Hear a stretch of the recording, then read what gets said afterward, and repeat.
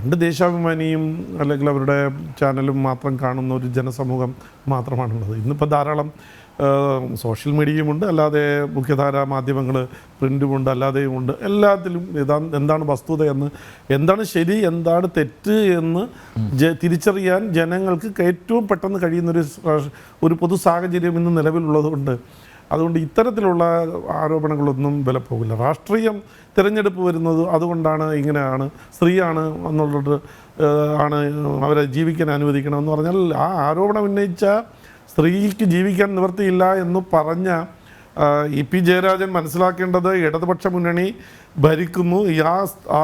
ഈ പറഞ്ഞ സ്ത്രീയുടെ അച്ഛൻ കേരളത്തിൻ്റെ ആഭ്യന്തര മന്ത്രിയായിരിക്കുന്നു. മാത്രമല്ല സ്ത്രീയുടെ ഭർത്താവ് കേരളത്തിലൊരു മന്ത്രിയായിരിക്കുമ്പോൾ അവർക്ക് പോലും കേരളത്തിൽ സ്ത്രീ എന്നുള്ള നിലയിൽ ജീവിക്കാൻ പറ്റില്ലെങ്കിൽ കേരളത്തിൻ്റെ അവസ്ഥ എന്താണ്, ഇപ്പോൾ സാധാരണക്കാരായ ആളുകളുടെ അവസ്ഥ എന്താണെന്നുള്ള അദ്ദേഹം ഒന്ന് പൊതുജനങ്ങളോട് വിശദീകരിക്കേണ്ടതാണ്.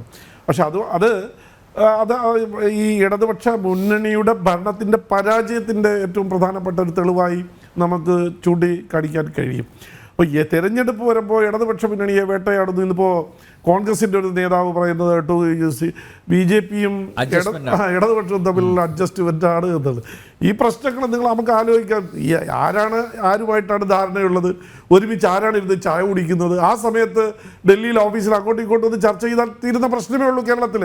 അത്രയും മോശപ്പെട്ട, ഞാൻ ഈ കോൺഗ്രസ് നേതാക്കന്മാരോട് പറയുന്നത്, കെ മുരളീധരൻ്റെ ഒരു പ്രസ്താവന കണ്ടു, അത്രയും മോശപ്പെട്ട പാർട്ടിയാണെങ്കിൽ നിങ്ങൾ കേരളത്തിൽ മാത്രമാണ് CPMന് എന്തെങ്കിലും ഒരു സേ ഉള്ളത് പൊതുജനങ്ങളുടെ ഇടയിലേക്ക്, അല്ലെങ്കിൽ വോട്ടേഴ്സിൻ്റെ ഇടയിൽ. മറ്റൊരു സ്റ്റേറ്റിലും അതിന് കാര്യമായ ഒരു ഇമ്പാക്റ്റും ഉണ്ടാക്കാൻ കഴിയില്ല. അപ്പോൾ അങ്ങനെ ഇരിക്കുന്ന ഒരു കക്ഷിയെ നിങ്ങളെന്തിനാ ഒരു INDI മുന്നണി ഉണ്ടാക്കി കേന്ദ്രത്തിൽ ഒരു വലിയൊരു പാർട്ണറാക്കി കൊണ്ടു കിടക്കുന്നത് എന്തിനാ?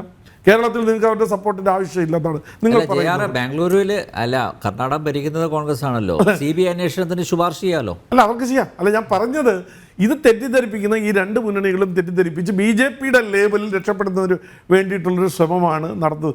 ഇത് നിയമലംഘനമാണ് നടന്നിട്ടുള്ളത്.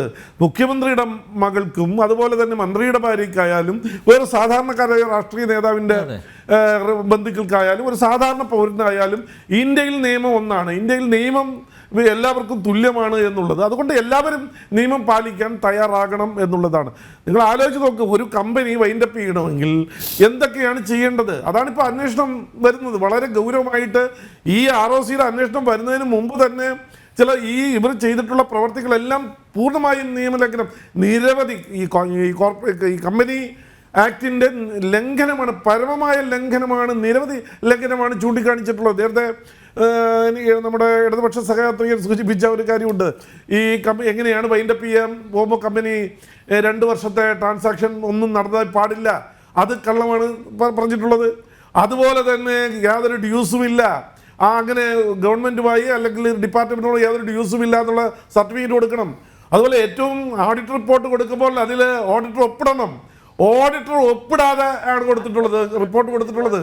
അപ്പോൾ ഇങ്ങനെയൊക്കെ നോക്കുമ്പോൾ എല്ലാം കൂടി പരിശോധിച്ച് നോക്കുമ്പോൾ എന്തൊക്കെ കുഴപ്പമുണ്ട്, കലങ്ങി മറിഞ്ഞിരിക്കുകയാണ് എന്നുള്ള കാര്യം അവർക്കും അറിയാം.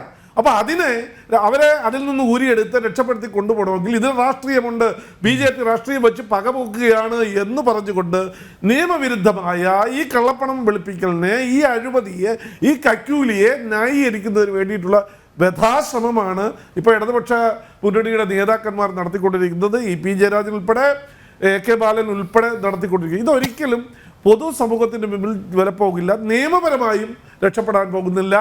ഉപ്പ് തിന്നവൻ വെള്ളം കുടിക്കും, ഇതിന് കണക്ക് പറഞ്ഞേ പറ്റൂ. ഒരു നിയമപരമായി നിങ്ങൾ പ്രവർത്തിക്കുന്ന ഒരു കമ്പനിയാണെങ്കിൽ നിയമം അനുസരിച്ച് ആ നിയമത്തിൻ്റെ പ്രൊവിഷൻസ് അനുസരിച്ച് പ്രവർത്തിക്കണം. അത് പ്രവർത്തിക്കാതെ അതിനെ ഒരു മറയാക്കി വെച്ചുകൊണ്ട് അഴിമതി നടത്താനാണ്, സ്വജനപക്ഷപാതം നടത്തുന്നതിന് വേണ്ടിയിട്ടാണ്, ഭരണത്തിൻ്റെ സ്വാധീനം ഉപയോഗിച്ച് കൊള്ളയടിക്കാനാണ് ശ്രമമെങ്കിൽ അത് ചോദ്യം ചെയ്യപ്പെടുക തന്നെ ചെയ്യും. അതൊരു കാലത്തിൻ്റെ ഒരു കാവ്യ നീതിയാണ്. തീർച്ചയായിട്ടും അതിന് മറുപടി പറയേണ്ടി വരും.